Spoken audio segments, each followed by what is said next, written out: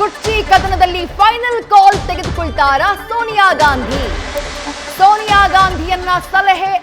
ಗಾಂಧಿಯವರ ಸಲಹೆಯನ್ನ ಪಡೆದು ಸಭೆಗೆ ಆಗಮಿಸಿರುವುದು ರಾಹುಲ್ ಗಾಂಧಿ. ಸೋನಿಯಾ ಜೊತೆ ಚರ್ಚೆ ನಡೆಸಿದ ಬಳಿಕ ಈಗ ಡಿಕೆ ಶಿವಕುಮಾರ್ ಜೊತೆ ಸಭೆಯನ್ನ ನಡೆಸುತ್ತಿದ್ದಾರೆ ರಾಹುಲ್ ಗಾಂಧಿ. ಅದಾದ ಬಳಿಕ ಮತ್ತೊಮ್ಮೆ ಸಿದ್ದರಾಮಯ್ಯ ಅವರ ಜೊತೆಗೂ ಕೂಡ ರಾಹುಲ್ ಗಾಂಧಿ ಸಭೆಯನ್ನ ಮಾಡಲಿದ್ದಾರೆ. ಸಿಎಂ ಜೊತೆಗಿನ ಸೆಕೆಂಡ್ ರೌಂಡ್ ಮೀಟಿಂಗ್ ಬಗ್ಗೆ ಕೂಡ ಕುತೂಹಲ ಮನೆ ಮಾಡಿದೆ. ಸೋನಿಯಾ ಮಹತ್ವದ ಸಲಹೆಯನ್ನ ಕೊಟ್ಟಿದ್ದಾರಾ ಅನ್ನೋ ಬಗ್ಗೆ ಚರ್ಚೆ ಶುರುವಾಗ್ಬಿಟ್ಟಿದೆ.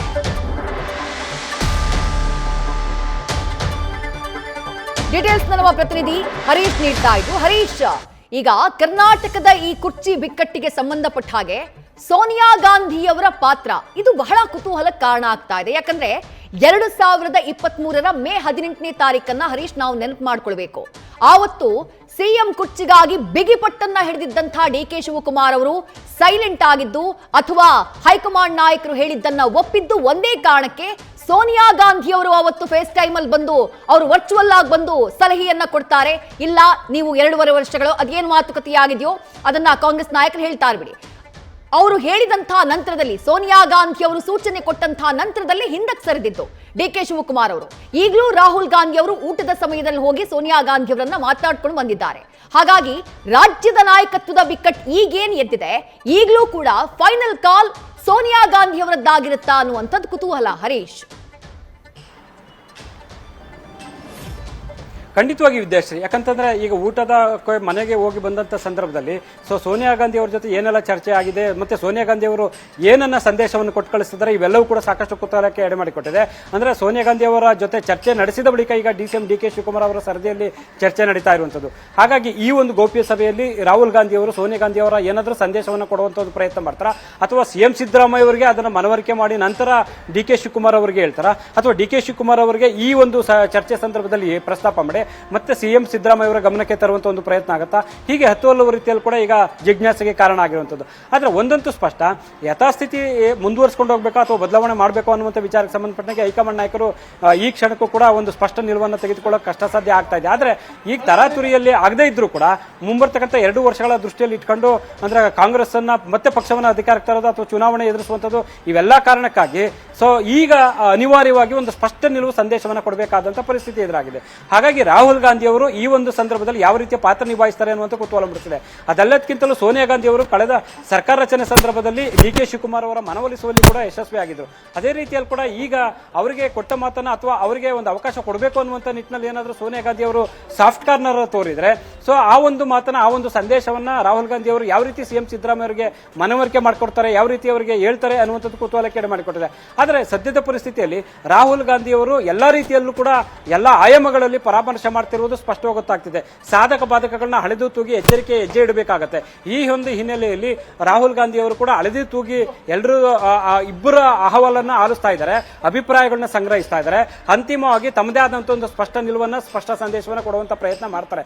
ಆದ್ರೆ ಯಾವ ರೀತಿಯ ತೀರ್ಮಾನ ಕೈಗೊಂಡ್ರೆ ಯಾವುದು ನಮಗೆ ಅನುಕೂಲ ಆಗುತ್ತೆ ಅಥವಾ ಯಾವುದು ಕರ್ನಾಟಕದ ಮಟ್ಟಿಗೆ ನಮಗೆ ಸಹಕಾರಿ ಆಗುತ್ತೆ, ಈ ಎಲ್ಲಾ ಸಾಧಕ ಬಾಧಕಗಳ ಪರಾಮರ್ಶೆಯನ್ನು ಮಾಡಿ ಅಂತಿಮವಾಗಿ ತೀರ್ಮಾನವನ್ನು ಕೈಗೊಳ್ಳಬೇಕಾಗಿರುವಂತದ್ದು ಕಾಂಗ್ರೆಸ್ ಹೈಕಮಾಂಡ್.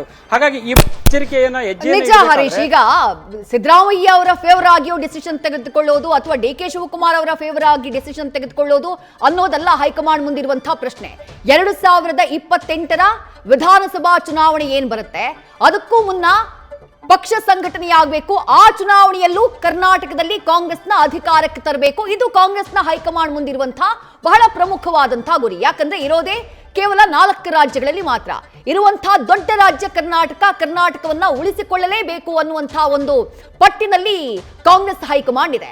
ಅಂತಹ ಸಂದರ್ಭದಲ್ಲಿ ಚುನಾವಣೆಗೆ 2 ವರ್ಷ ಇದೆ ಅನ್ನುವಂತಹ ಟೈಮ್ನಲ್ಲಿ ಒಂದು ನಿರ್ಧಾರಕ್ಕೆ ಬರಬೇಕು ಅನ್ನುವಂತಹ ಟೈಮ್ನಲ್ಲಿ ಅವರು ಇಷ್ಟು ಮಾಡಿದ್ದಾರೆ ಪಕ್ಷಕ್ಕೆ, ಇವರಿಷ್ಟು ಮಾಡಿದ್ದಾರೆ, ಹೀಗಾಗಿ ಈ ತೀರ್ಮಾನವನ್ನ ತೆಗೆದುಕೊಳ್ಬೇಕು ಅನ್ನುವಂತಹ ಕಟ್ಟಳೆಗಳಿಗೆ ಹೈಕಮಾಂಡ್ ಬಹುಶಃ ಸಿಕ್ಕಿ ಹಾಕಿಕೊಳ್ಳಿಕ್ಕಿಲ್ಲ. ಇಫ್ ಇನ್ ಕೇಸ್ ಹರೀಶ್, ನಾವೀಗ ಪರಿಣಾಮಗಳ ಬಗ್ಗೆ ಮಾತನಾಡೋದಾದ್ರೆ, ಒಂದು ವೇಳೆ ಡಿಕೆ ಶಿವಕುಮಾರ್ ಅವರ ಪರವಾಗಿ ನಿರ್ಧಾರ ಆಗಲಿಲ್ಲ ಅಥವಾ ಯಾವುದೇ ಡಿಸಿಷನ್ ನ ಹೈಕಮಾಂಡ್ ತೆಗೆದುಕೊಳ್ಳಿಲ್ಲ ಅನ್ನುವಂತಹ ಟೈಮ್ನಲ್ಲಿ ಡಿಕೆ ಶಿವಕುಮಾರ್ ಅವರ ಬಣ ಯಾವ ರೀತಿ ರಿಯಾಕ್ಟ್ ಮಾಡಬಹುದು ಅಂತ ಹೇಳಿ ಹರೀಶ್. ವಿದೇಶಿ ಒಂದು ಬಹಳ ಮುಖ್ಯವಾಗಿರುವಂತದ್ದು ಕರ್ನಾಟಕದ ವೋಟ್ ಬ್ಯಾಂಕ್ ಗಣನೆಯನ್ನು ಇಟ್ಕೋಬೇಕಾಗುತ್ತೆ ಮತ್ತೆ ಮುಂದಿನ ಚುನಾವಣೆಗಳನ್ನ ಕೂಡ ಗಮನದಲ್ಲಿ ಇಟ್ಕೊಳ್ಬೇಕಾಗುತ್ತೆ. ಆ ನಿಟ್ಟಿನಲ್ಲಿ ತೀರ್ಮಾನವನ್ನು ಕೂಡ ಮಾಡಬೇಕಾಗುತ್ತೆ. ಅಂದ್ರೆ ಅಹಿಂದ ವೋಟ್ ಬ್ಯಾಂಕ್ ಈಗ ಕಾಂಗ್ರೆಸ್ ಬೆನ್ನಿಗೆ ಇದೆ ಅನ್ನುವಂತ ಮಾತನ್ನ ಅಥವಾ ಆ ಸನ್ನಿವೇಶಗಳು ಕೂಡ ಕಳೆದ ವಿಧಾನಸಭಾ ಚುನಾವಣೆಯಲ್ಲಿ ಸಾಕ್ಷಿಯಾಗಿದೆ ಅನ್ನುವಂತ ವಾದವನ್ನ ಸಿಎಂ ಸಿದ್ದರಾಮಯ್ಯ ಆಪ್ತ ಬಳಗ ಇಡ್ತಿದೆ. ಸೊ ಮತ್ತೊಂದು ಕಡೆ ಡಿ ಕೆ ಶಿವಕುಮಾರ್ ಅವರು ಸಿಎಂ ಆಗ್ತಾರೆ ಅನ್ನುವಂತ ಕಾರಣಕ್ಕೆ ಒಕ್ಕಲಿಗರು ಕೂಡ ಹೆಚ್ಚಿನ ಸಂಖ್ಯೆಯಲ್ಲಿ ಮತ ಮಾಡಿದ್ದಾರೆ, ವೋಟ್ ಹಾಕಿದ್ದಾರೆ ಅನ್ನುವಂಥದ್ದು ಕೂಡ ಈಗ ಅವರು ವಾದ ಆಗ್ತಾ ಇರುವಂತದ್ದು. ಹಾಗಾಗಿ ಈ ಎರಡೂ ಪರ ವಿರೋಧದ ವಾದಗಳನ್ನ ಆಲಿಸುವಂತ ಸಂದರ್ಭದಲ್ಲಿ ಹೈಕಮಾಂಡ್ ನಾಯಕರು ಯಾವತ್ತು ಸ್ಪಷ್ಟ ನಿಲುವನ್ನು ಕೈಗೊಳ್ಳಬೇಕಾಗುತ್ತೆ. ಅದು ಅನಿವಾರ್ಯ ಕೂಡ ಈಗಿನ ಸನ್ನಿವೇಶದಲ್ಲಿ ಇರುವಂತದ್ದು.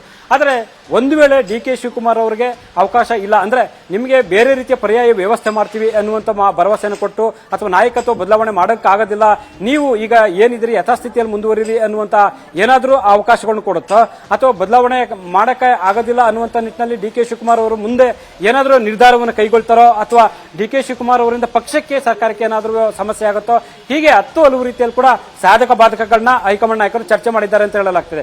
ಈ ಹಿಂದೆ 6 ತಿಂಗಳಿಂದಲೂ ಕೂಡ ರಾಜ್ಯದ ಸಮಗ್ರ ಮಾಹಿತಿಯನ್ನು ತರಿಸುವಂತ ನಿಟ್ಟಿನಲ್ಲಿ ಕೂಡ ರಾಹುಲ್ ಗಾಂಧಿ ಮುಂದಾಗಿದ್ರು ಅನ್ನುವಂಥದ್ದು ಕೂಡ ಗೊತ್ತಾಗ್ತಿದೆ. ಬೇರೆ ಬೇರೆ ಮೂಲಗಳಿಂದ ರಾಜ್ಯದ ಕಾಂಗ್ರೆಸ್ನಲ್ಲಿನ ವಿದ್ಯಮಾನಗಳು, ಪರಿಸ್ಥಿತಿಗಳು ಎಲ್ಲವನ್ನ ಕೂಡ ಮಾಹಿತಿಗಳನ್ನ ತರಿಸಿಕೊಂಡಿದ್ದಾರೆ ಈಗಾಗಲೇ ಅನ್ನುವಂಥದ್ದು. ಅದ್ರ ಜೊತೆಗೆ ಹಲವು ನಿಟ್ಟಿನಲ್ಲಿ ಕೂಡ ಹಲವು ಬಾರಿ ಚರ್ಚೆಗಳನ್ನು ಕೂಡ ರಾಹುಲ್ ಗಾಂಧಿ, ವೇಣುಗೋಪಾಲ್, ಮಲ್ಲಿಕಾರ್ಜುನ ಖರ್ಗೆ ಎಲ್ಲರೂ ಚರ್ಚೆಯನ್ನು ನಡೆಸಿದ್ದಾರೆ ಅನ್ನುವಂಥದ್ದು. ಸಿದ್ದರಾಮಯ್ಯ ಅವರನ್ನ ಬಿಟ್ಟರೆ ಏನು ಸಮಸ್ಯೆ ಆಗ್ಬೋದು ಅಥವಾ ಡಿ ಕೆ ಶಿವಕುಮಾರ್ ಅವರಿಗೆ ಅವಕಾಶ ಕೊಡದೇ ಇದ್ರೆ ಏನು ಸಮಸ್ಯೆ ಆಗ್ಬೋದು, ಇವೆಲ್ಲದರ ಬಗ್ಗೆ ಸಾಧಕ ಬಾಧಕಗಳ ಬಗ್ಗೆ ವ್ಯಾಖ್ಯಾನವನ್ನು ಮಾಡಿರುವಂಥದ್ದು, ಪರಾಮರ್ಶೆ ಮಾಡಿದ್ದಾರೆ. ಎಲ್ಲವನ್ನ ಅಳೆದು ತೂಗಿ ಎಚ್ಚರಿಕೆ ಹೆಜ್ಜೆ ಇಡಬೇಕಾಗುತ್ತೆ ಅನ್ನುವಂತಹ ವಾಸ್ತವ ಕೂಡ ಹೈಕಮಾಂಡ್ ನಾಯಕರಿಗೆ ಸ್ಪಷ್ಟವಾಗಿ ಗೊತ್ತಿದೆ. ಆ ನಿಟ್ಟಿನಲ್ಲಿ ಇವತ್ತು ಹೆಜ್ಜೆ ಇಡಬೇಕಾದಂತಹ ಪರಿಸ್ಥಿತಿ ಕೂಡ ಹೈಕಮಾಂಡ್ ನಾಯಕರಿಗೆ ಮಾತನಾಡುವಂತಹ ಸಂದರ್ಭದಲ್ಲಿ ಪರ್ಯಾಯ ವ್ಯವಸ್ಥೆ ಅಂತ ಉಲ್ಲೇಖ ಮಾಡಿದ್ರೆ ಹೈಕಮಾಂಡ್ ನ ಮುಂದೆಯೂ ಕೂಡ ಆ ವಿಚಾರವಾಗಿ ಚರ್ಚೆಯಾಗಿದೆ ಹೈಕಮಾಂಡ್ ಮಟ್ಟದಲ್ಲಿ ಅನ್ನುವಂಥದ್ದನ್ನ ಹೇಳಿದ್ರೆ. ಈಗ ಡಿ ಕೆ ಶಿವಕುಮಾರ್ ಅವರಿಗೆ ಪರ್ಯಾಯ ವ್ಯವಸ್ಥೆ ಅಂದ್ರೆ ಏನು ಅನ್ನೋದು ಪ್ರಶ್ನೆ, ಅದೊಂದು ಸಹಜವಾಗಿ ಹುಟ್ಟುವಂತಹ ಕುತೂಹಲ. ಯಾಕಂದ್ರೆ ಆಲ್ರೆಡಿ ಡಿಸಿಎಂ ಇದ್ದಾರೆ, ಕೆಪಿಸಿಸಿ ಅಧ್ಯಕ್ಷರಿದ್ದಾರೆ, ಪ್ರಬಲವಾದಂತಹ ಖಾತೆಗಳು ಡಿ ಕೆ ಶಿವಕುಮಾರ್ ಅವರ ಬಳಿ ಇದೆ. ಇದನ್ನ ಹೊರತುಪಡಿಸಿದಂತೆ ಪರ್ಯಾಯವಾಗಿ ಏನೋ ಒಂದನ್ನ ಕೊಟ್ಟು ಡಿ ಕೆ ಶಿವಕುಮಾರ್ ಅವರನ್ನ ಸೈಲೆಂಟ್ ಮಾಡೋದು ಅಥವಾ ಮನವೊಲಿಸುವುದು ಅಂದ್ರೆ ಏನು ಆಪ್ಷನ್ ಅನ್ನ ಕೊಡಬಹುದು, ಏನು ಆಫರ್ ನ ಕೊಡಬಹುದು ಹೈಕಮಾಂಡ್ ನಾಯಕರು ಅಂತ ಹೇಳಿ.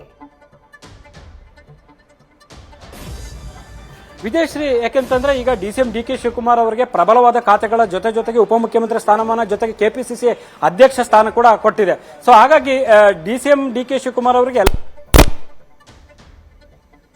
ಒಂದು ವೇಳೆ ವಿಚಾರ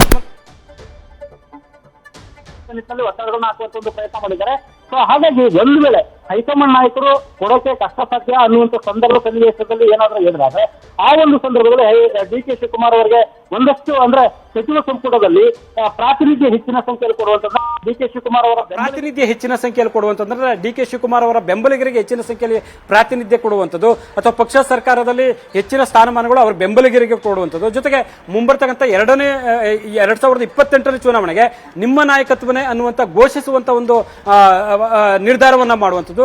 ಹೀಗೆ ಬೇರೆ ಬೇರೆ ರೀತಿಯಲ್ಲಿ ಕೂಡ ಪರ್ಯಾಯ ಮಾರ್ಗಗಳನ್ನ ಕಂಡುಕೊಳ್ಳತಕ್ಕಂಥದ್ದು. ಆ ನಿಟ್ಟಿನಲ್ಲಿ ಡಿ ಕೆ ಶಿವಕುಮಾರ್ ಅವರನ್ನ ಮನವೊಲಿಸತಕ್ಕಂಥ ಒಂದು ಪ್ರಯತ್ನ ಮಾಡಬಹುದು. ಈಗಾಗಲೇ ಕೂಡ ಇನ್ನೂ ವಯಸ್ಸಿದೆ ಡಿ ಕೆ ಶಿವಕುಮಾರ್ ಅವರಿಗೆ, ಮುಂದಿನ ಅವಧಿಗೂ ಕೂಡ ಅವರು ಸ್ಪರ್ಧೆ ಮಾಡಬಹುದು, ಮುಂದೆ ಬೇಕಾದ್ರೆ ಸಿಎಂ ಆಗಬಹುದು ಅನ್ನುವಂಥ ಮಾತನ್ನ ರಾಜ್ಯದ ಹಲವು ನಾಯಕರು ಕೂಡ ಪ್ರಸ್ತಾಪ ಮಾಡಿದ್ದಾರೆ. ಹಾಗಾಗಿ ಈ ಒಂದು ನಿಟ್ಟಿನಲ್ಲಿ ಹೈಕಮಾಂಡ್ ನಾಯಕರು ಯೋಚನೆ ಮಾಡಿದ್ದೇ ಆದಲ್ಲಿ 2028ಕ್ಕೆ ಡಿ ಕೆ ಶಿವಕುಮಾರ್ ನಿಮ್ಮ ನೇತೃತ್ವದಲ್ಲಿ ಚುನಾವಣೆ, ನೀವೇ ಅದು ಗೆದ್ದು ನೀವೇ ಮುಖ್ಯಮಂತ್ರಿ ಆಗಿ ಮುಖ್ಯಮಂತ್ರಿ ಅಭ್ಯರ್ಥಿ ನೀವೇ ಅನ್ನುವಂತ ಏನಾದರೂ ಘೋಷಣೆ ಮಾಡ್ತಾರಾ ಅನ್ನುವಂಥದ್ದು ಪರ್ಯಾಯ ವ್ಯವಸ್ಥೆ ಅನ್ನುವಂಥದ್ದು ಕೂಡ ಚರ್ಚೆ ಆಗ್ತಿದೆ. ಆದ್ರೆ ಅಂತಿಮವಾಗಿ ಡಿ ಕೆ ಶಿವಕುಮಾರ್ ಅವರು ಬಿಗಿಪಟ್ಟನ್ನು ಸಡಿಲಿಸ್ತಾರ ಇಲ್ವಾ, ಸಿಎಂ ಸಿದ್ದರಾಮಯ್ಯ ಅವರ ಬೇಡಿಕೆಗಳು ಪಟ್ಟುಗಳು ಬಿಗಿಪಟ್ಟು ಅಥವಾ ಪಟ್ಟುಗಳೇನಿದಾವೆ ಅದರ ವಿಚಾರವಾಗಿ ಹೈಕಮಾಂಡ್ ನಾಯಕರು ತಲೆ ಬಾಗುತ್ತೋ ಇವೆಲ್ಲವೂ ಕೂಡ ಸದ್ಯಕ್ಕೆ ಇರುವಂತದ್ದು. ಆದ್ರೆ ಅಂತಿಮವಾಗಿ ಹೈಕಮಾಂಡ್ ನಾಯಕರು ಯಾವ ತೀರ್ಮಾನವನ್ನು ಕೈಗೊಳ್ತಾರೆ, ಸೊ ಯಾರ ಪರವಾಗಿ ಅಥವಾ ಯಾರ ವಿರೋಧವಾಗಿ ಅನ್ನುವಂಥದ್ದು ಕುತೂಹಲಕರ ಮಾಡಿಕೊಟ್ಟಿದೆ. ಅಂದ್ರೆ ಸಿದ್ದರಾಮಯ್ಯ ವಿಚಾರದಲ್ಲಿ ಯಾವ ಹೆಜ್ಜೆ ಇಡಬೇಕಾಗುತ್ತೆ ಅಂದ್ರೆ ಸಿದ್ದರಾಮಯ್ಯ ವಿಚಾರದಲ್ಲಿ ಯಾವ ಹೆಜ್ಜೆ ಇಡಬೇಕಾಗುತ್ತೆ, ಡಿ ಕೆ ಶಿವಕುಮಾರ್ ಅವರ ವಿಚಾರದಲ್ಲಿ ಯಾವ ನಿಲುವನ್ನು ತಳಿಬೇಕಾಗುತ್ತೆ, ಇವೆಲ್ಲವೂ ಕೂಡ ಈಗಿನ ಸರಣಿ ಮ್ಯಾರಥಾನ್ ಮೀಟಿಂಗ್ ನಂತರ ಅಂತಿಮವಾಗಿ